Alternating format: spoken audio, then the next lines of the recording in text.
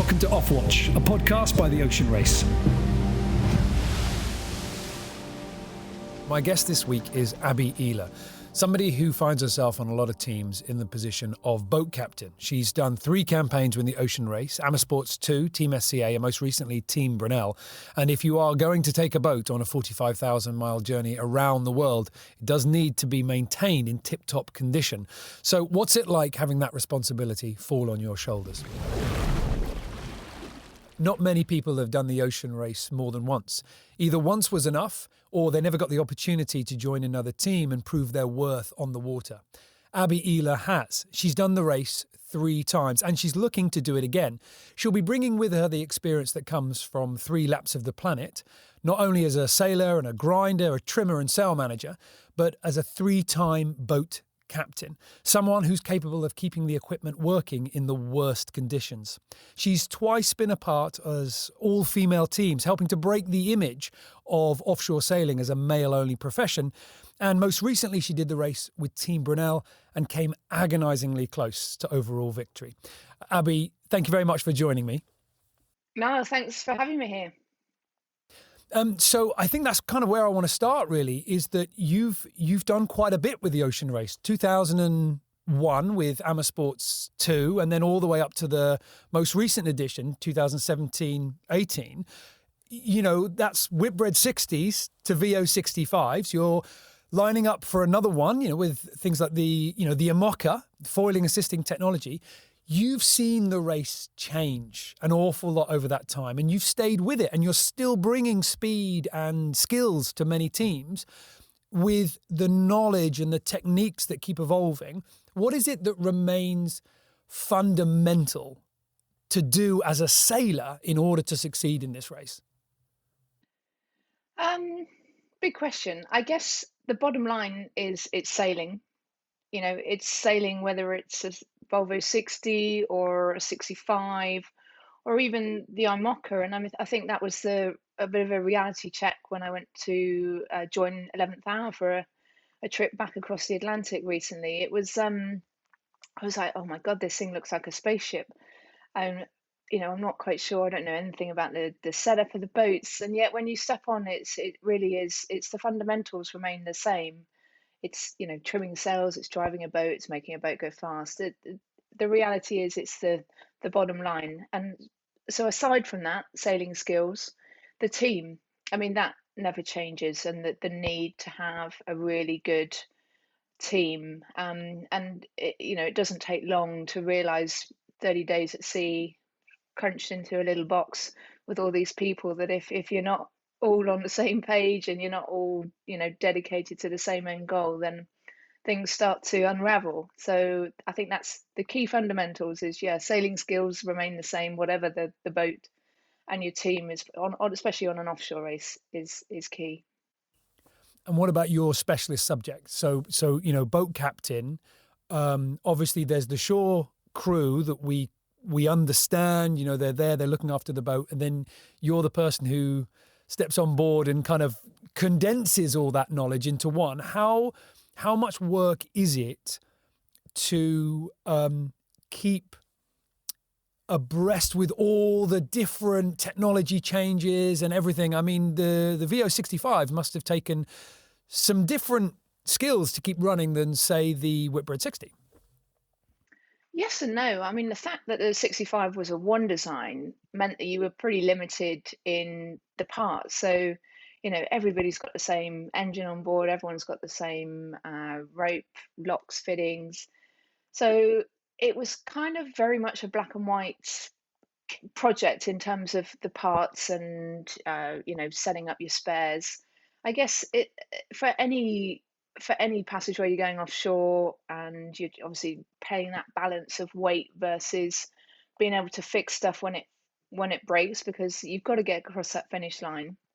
It is just knowing your boat inside out, knowing where the weak points are, knowing what aspects are going to stop you from crossing the line, what's going to be a show breaker.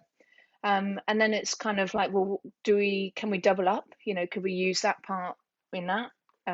Just to try and save weight, because ultimately that's where the gain is made is in weight, similar to a Formula One car. So it's just that constant trying to think outside the box. What can we do without? And yeah, and working perhaps with the nav, or your performance guy on board, or just to try and work out what's going to be the best things to have. And I guess that hasn't changed from whether it was a Volvo 60 or the 65, but I'd definitely say it became a little more, yeah, there was less sort of less opportunity to sort of diverge from the one design setup.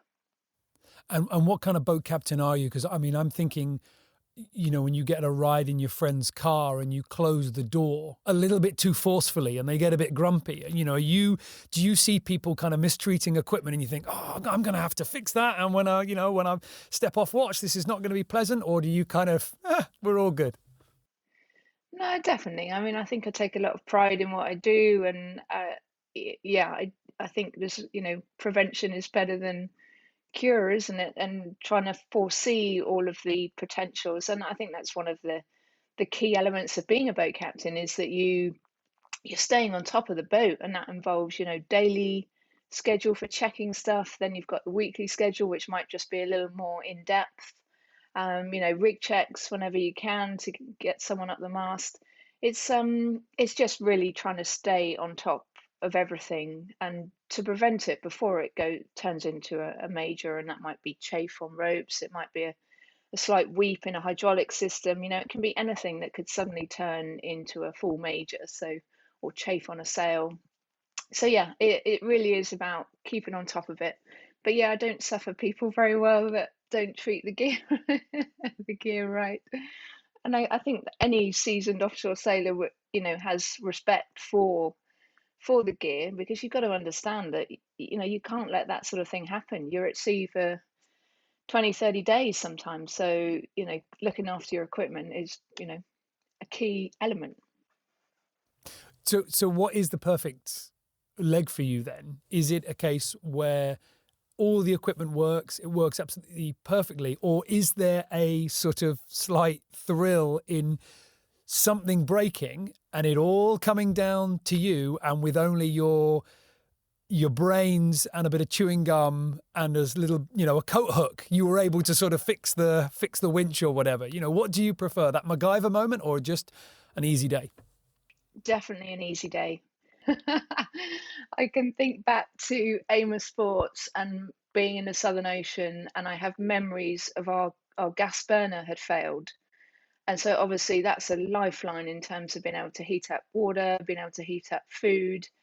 And we had some Coke cans on board in case people got seasick, and you would give them, flat Coke to settle their stomach. And we were rigging up trying to make a burner out of a Coke can, and I can't remember if we ever succeeded, but it was like we just kept on going, trying to, and it was a full MacGyver moment. There was like, stuff coming out of bags and chewing gum or Coke cans. So, but it was horrible. I mean, it was horrible for the whole crew, a horrible feeling for yourself that you could see them suffering as a result of not being able to fix it. So I definitely, hands down, go for the everything works perfectly, nothing to fix. Do you have to be really careful with the spares that you bring on for something like that then? Because you were mentioning weight before, and I can imagine you're sort of thinking, yeah, another winch drum would be good, and yeah, a bit of, another hydraulic ram. I mean, do you ever sort of have those difficult choices? Yeah, I mean, definitely all the time. And I remember it being a battle with, especially I think with Kyle Langford had come from the Cup, where of course weight is, of the essence down to the wire. And there'd be this battle between me understanding that we've got to be able to fix stuff at sea, versus Carl be like, no, you don't need that. No, you don't. You'll be fine. You'll be fine. And yeah, and I think it was we managed to find that middle ground. But I think certainly for Carl to understand, having not spent that time at sea and the things that can go wrong, and yeah, just having that feeling of there's nothing worse than being out there and not having the gear to fix stuff, and ultimately you don't know what's going to break. You don't know if anything is going to break at all. So it's really, like I said before, about just having that, well, can we use that, but can we use that for sail fixing and can we use it for boat building? It's just like that constant trying to bring the overall weight of the kit down, but finding that double double use for everything. You mentioned Carl Langford, and that's sparked my interest on this one because I've spoken to Bauer Becking, who talks about a lot of things, including the last edition. And then also I got a chance to talk to Anja Mareg van Boxel, the coach, sports psychologist maybe, from Team Brunel, and somebody who yourself and Bauer have both described as, your secret weapon. Somebody who I think, the whole team has kind of said played a major part. But and I want to get your thoughts on what she did from somebody who was kind of one of her, and I mean this in the nicest way possible, one of her lab rats. And I do mean that nicely. But what was it like in terms of those two worlds coming together in terms of the Olympic America's Cup sailors, some of the best in the world, and the offshore world that you're a part of with thousands and thousands of miles and all sorts of, weather hardened skills? Who felt more like a fish out of water? Who felt more like, oh, I'm going to have to learn from the other group? Or was it just a good balance? Definitely not a fish out of water, but it was a massive collision of two worlds. And maybe collision is not the right word, but it was a very interesting dynamic. I mean, you imagine, Carl Langford, Pete Burling, and Carla Human had all come from America's Cup, and it comes down to such a percentile of weight of aero, that level of degree that they are chasing. That was apparent from day one, and it was a real sort of breath of fresh air in terms of, Kai will be looking at every halyard and be like, well, that's like a serious aero issue, and we'd be trying to, and the things that we would just, I would say, take for granted in terms of, well, that's there, we wouldn't normally move that, or it certainly opened your mind to different, being a lot more aware of and trying to find that extra performance, even if it was just a very slim percentile of performance.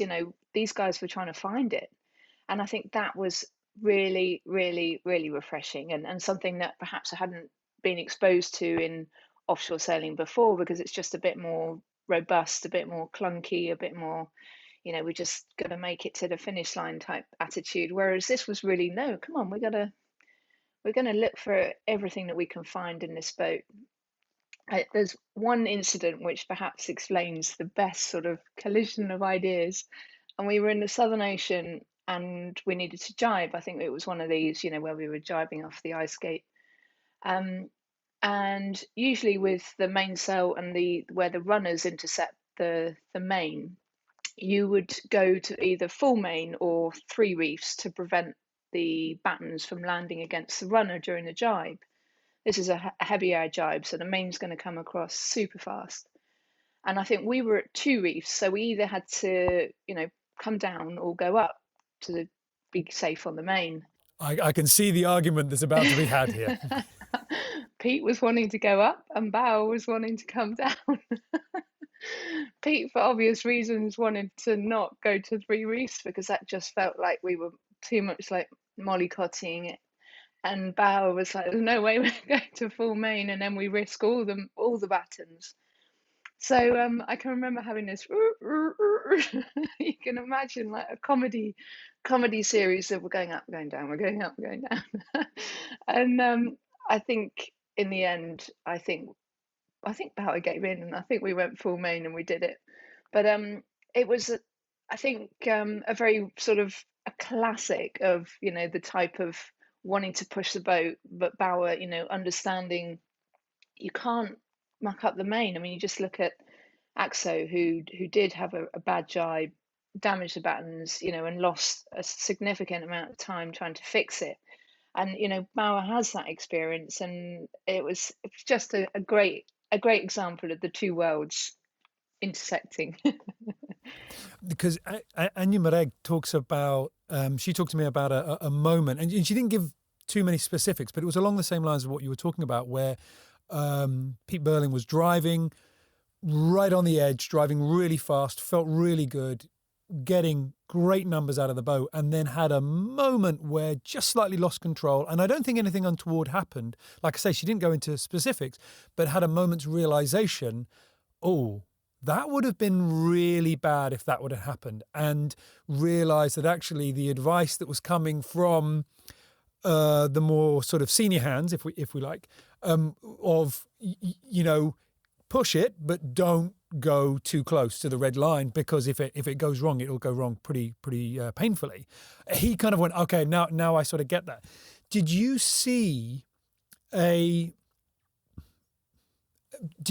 that kind of like young enthusiasm sort of coming down to the sort of listening a bit more to the experienced hands? Or was it, I'm just trying to work out whether what was the moment where the team went, you know what, with the people with this experience and with the people with this experience, if we work together like this, wow, look how fast we can be. And you were, and it did, and it was fantastic. What was that little gear change? Yeah, I'm going to say it, not so much about the understanding of the two parties, if you want to call it that. And I would say that would just be like a blend. It was just, it started out pretty, we want to try things like this, and the older, more experienced be like, well, okay, well, let's, we've done it like this before, this has worked, that hasn't worked, but let's try it. So I think it was just a gradual sort of blend over time. There wasn't that sort of Hercules moment, but I think kind of what you're alluding to was where the team changed and kicked into gear, and what sparked that. I think if we wind back the clock, it comes down to the fact that we hadn't had that much time together as a team. We had a month or two max prior to the start of the race. When you're a team that's going to spend vast amount of times together, you've got to know each other inside out. You've got to gel. You've got to understand each other and be able to live in that scenario and make a boat go fast. So I think that was where we lacked the time, the experience. And as a result of that, we spent the first few months of the race, the first 4 or 5 legs, still bedding in, still going through all those teething problems that a team will experience from get-go.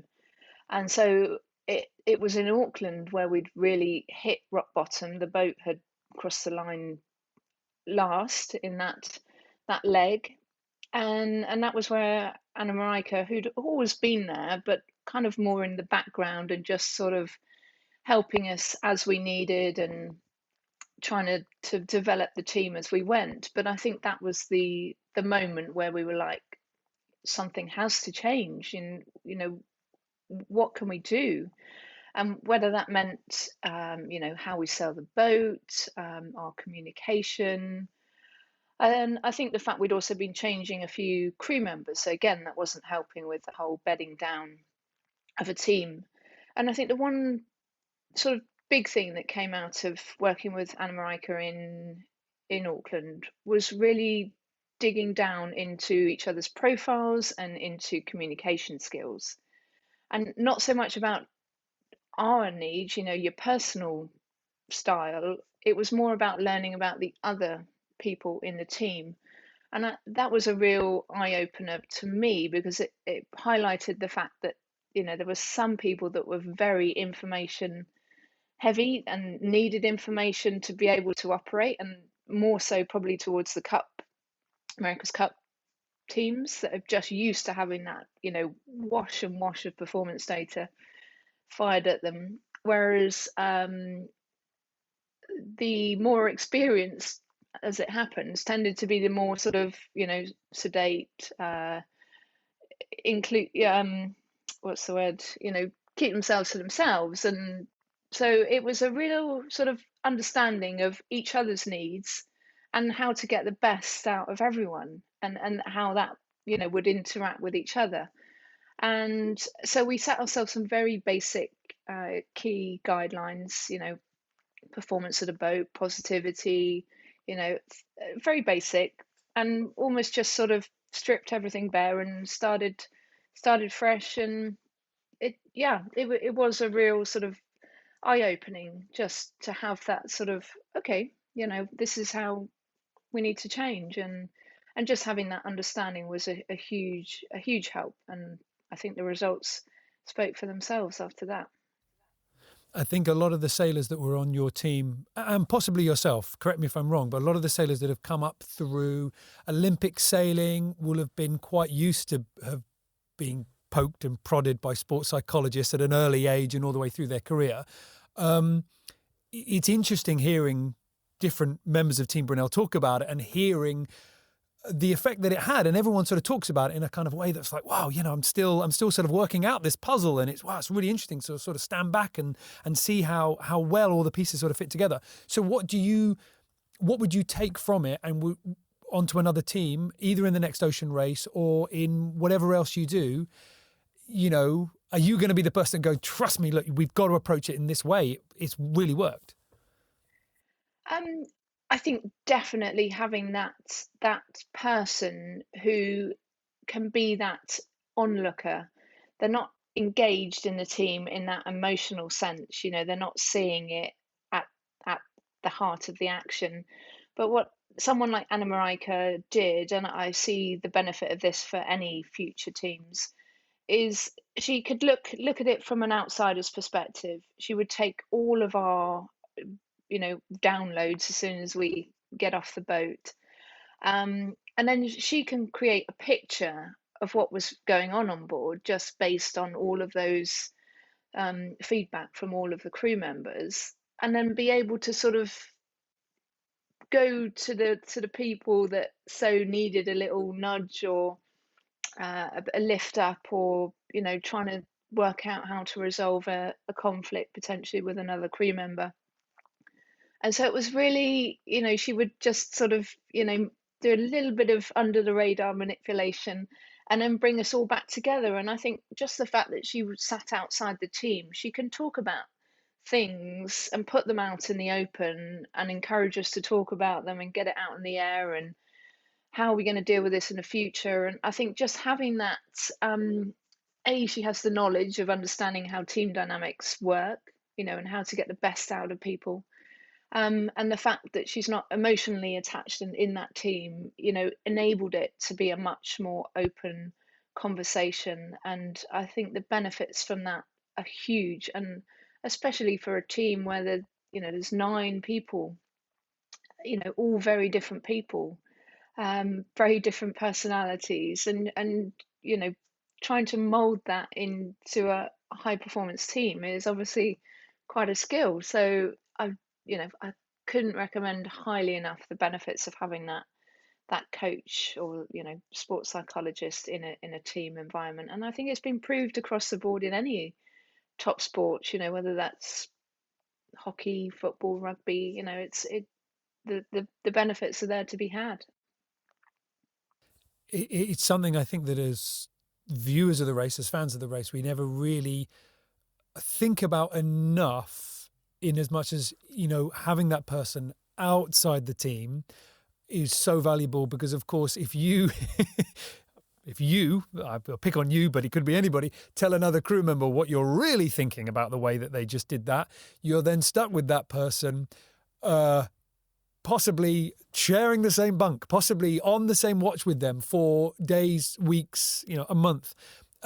Just as a sort of a sub question, and of course, please do not give me an example unless you really feel like you need to. But how long does a grudge last on an ocean race team? If somebody does something, loses their temper, breaks something, in some way annoys another person, what's the typical length of time?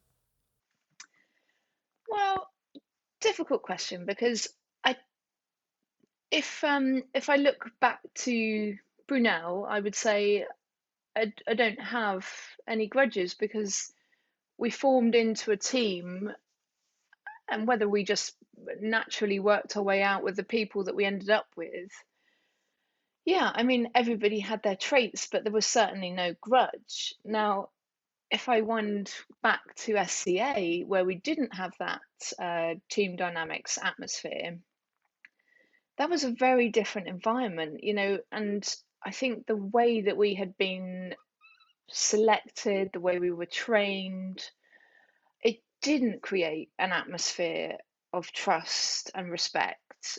And it, and therefore, and don't think the team ever reached its full potential.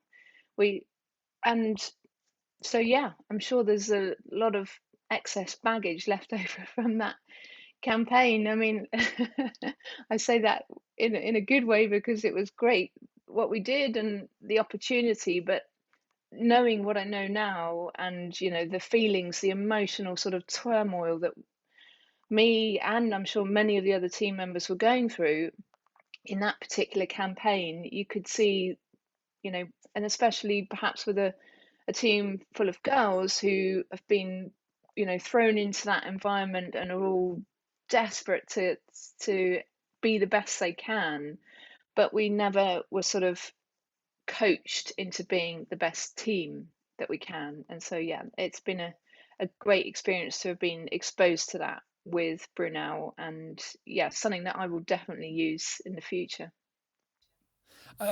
Yeah, it's interesting. A lot of people talk about the people that were in Team SCA talk about just being shy of that click moment where all that skill that was in that room blended together really nicely. But of course, that team did an awful lot, not only on paper in terms of it's an all-female team and we haven't seen many of those, but in terms of the Magenta Project as well. And it's interesting hearing you talk about that satellite view and that someone who's kind of connected but not inside the team, and then obviously your work with the Magenta Project. It feels to me like there's quite a similarity there about one of the things that the Magenta Project offers, and correct me if I'm wrong on this one, it's your project, is that, sort of aspiring young female sailors have someone that they can turn to who's not on the boat that they're sailing on, probably, but someone that they can say, look, I've got this problem, I've hit this barrier, I'm finding this difficult, and there's a mentorship and there's kind of information kind of coming round. So let me ask you a little bit about that. It grew out of Team SCA because there was so much good momentum with that campaign in terms of females in sport. With all your work that you do with the Magenta Project, and I've met some of the sailors that go through it, and there have been many, and everybody talks about it very highly. Do you find the progress that has been made, do you find that gives you energy and enthusiasm to keep going? Or do you find the frustration of the amount of time that it's taking grind you down? Definitely the former, in terms of the enthusiasm and the energy that the mentees have as a group, is you just can't get enough of it. And if you're ever having a bad day, then you tune into a mentees get together and it's like, woo, you're on cloud nine again. No, I think it's been a fantastic sort of invention, if you like, to have this mentorship in sailing, even though it's a shoreside, dry program.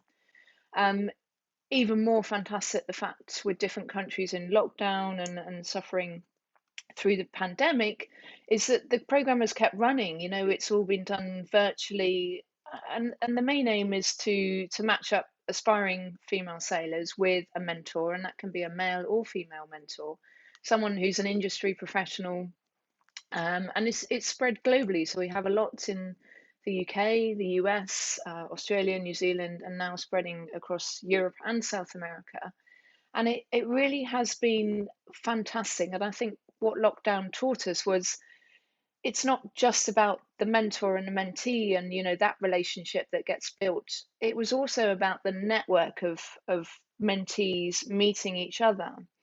And there was a great quote from one of the girls saying, "Oh my gosh, I never knew that there were other girls with the same goal out there. And this is just amazing to have access to this group in one area."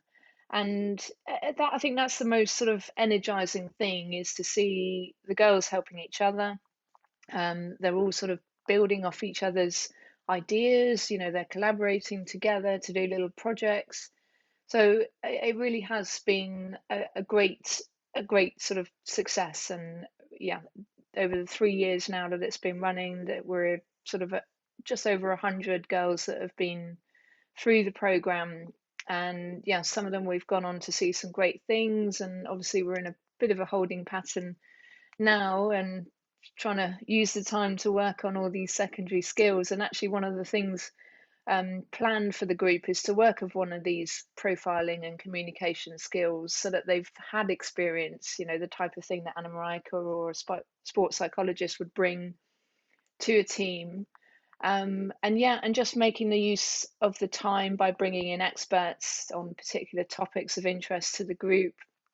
Um, so yeah, it really is fantastic to see the energy. And yeah, and who knows where they'll go in the future.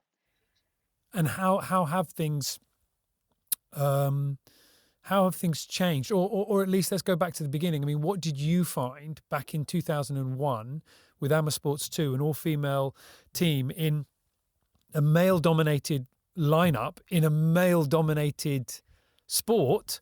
How did you find things then, being the females, in terms of how were you treated compared to how you might be treated now? Mm.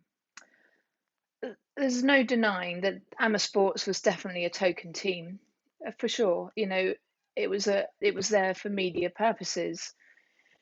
It, we were it's part of a two-boat campaign, and we were sharing budget, shore team, you name it. We had the boat that Grant Dalton didn't want. But I mean, aside from that, that was my dream, was to do that race. And I'm sure for all of the other girls, they were grateful for that opportunity. And some of them had come from the EF campaign, so it wasn't their first trip around the world. But I think the crying message that came out of that campaign was, we need to be taken seriously. We're not here as a token element. There's no reason why we can't perform if given the opportunity, and build the experience. And I think what we're seeing now over time throughout, the culture in business, and across the world, not just in sport, is that people are finally seeing that the benefits of diversity and what it can bring to a business, in terms of uh, innovation, in terms of ideas, and at the end, revenue and profits, and all those good stuff. And I think how that needs to trickle down into sport is really seeing the benefit of diversity and what that can bring to a team. And I think we're still not quite there, because although the rules have come in now for this incentive for having women on board. And now for the next race, again, we've got female members of the team as part of the crew rule. But I think until we get over this concept of diversity being tolerated rather than, and as opposed to being valued, there's a huge difference. And I think you could look back at the teams that competed in the 17-18 race and say that many of those women, they were there as part of the vanity metrics of, you have to have two women on your team, or that's the incentive. How many of those women were actually valued for their skill set, as opposed to, we need to tolerate these women because we have to take them. And again, it's a bit of catch-22, because the fish, the pool in which to fish in for female talent is not, not big enough, or not as big as we'd like to see it. And so building that critical mass of female talent, and whether that's skills, whether that's experience, and then having that that choice of personalities and characters that are going to fit with your team that you're putting together. We're still building, but I think at least the steps have been taken in the right direction, and hopefully, the cultures within the teams will change. I mean, I think we're starting to see that now. You know, it's great seeing so many women compete in the Vendée race, and yeah, I mean, I hope that we start to see yeah, a more integrated and more culturally open teams in the next race. I remember Annie Lush, who I got a chance to talk to with this series, and I've had I've sailed with Annie a couple of times, and I know she works very hard with the Magenta Project as well, and she was, when I was talking to her about, what about the physicality difference between male and female? How what advice would you give there? Her response was just, well, no one's picking KP because of his physical prowess. They're picking him because of his skill in other areas. And I thought that was a very good point. As a final little thing, what would you, now that you're running the Magenta Project, now that you are part of this scheme that's mentoring and advising so many young sailors, female sailors who are trying to be chosen because of their skill and their passion, what should it have been something that someone said to you when you were 21, 22, 23? What would have been the piece of advice that would have brought about the success that you've had, but maybe brought it about sooner?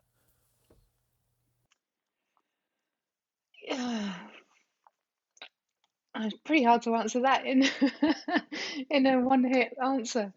Yeah, I mean, I guess if I had to say one thing, it would have to believe in yourself. It can be quite daunting, often being the only girl in a team. It can be sort of, because you immediately feel like you're the alien amongst the group, and and that adds a lot of pressure. You do something wrong, and then you feel like, oh God, the girl did it again. So I feel like I'm not sure that that's the question, but I think believing in yourself is one, but wholeheartedly, I believe that the culture has to change. It's not us that has to change, it's the culture, and then creating this unconscious bias that exists naturally just because it has been a male-dominated environment for so long, and just creating this culture, understanding the values and the benefits that diversity can bring. And yeah, we then down to, as Annie said, you're picking on skill, you're picking on character, you're picking on experience, and gender doesn't come into that discussion. That's the world that I hope we're going towards. Well, I think, I hope that we're making some steps there. I know that you are making some, dragging us all in the way that we should be going, not least because of what you're doing with the Magenta Project, but also with everything that you've been doing with the Ocean Race and beyond, with the America's Cup and the TP52 and all of your sailing. Any young teenager, now male or female, that has a poster on their wall from the last edition of the Ocean Race, those sailors that they'll be looking up to, thinking maybe one day I'm going to be one of them. Some of them are going to be male, some of them are going to be female. So hopefully horizons have been broadened.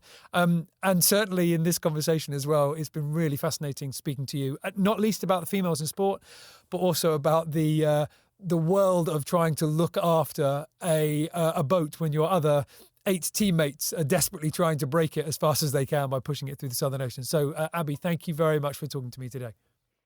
Thank you very much. Thanks for having me. We hope you enjoyed this episode, and keep an eye open on our social media channels where we'll be announcing our future guests, and you can submit the questions that you want to get answers to. If you enjoyed this, then subscribe for many more, and we'll see you in the future.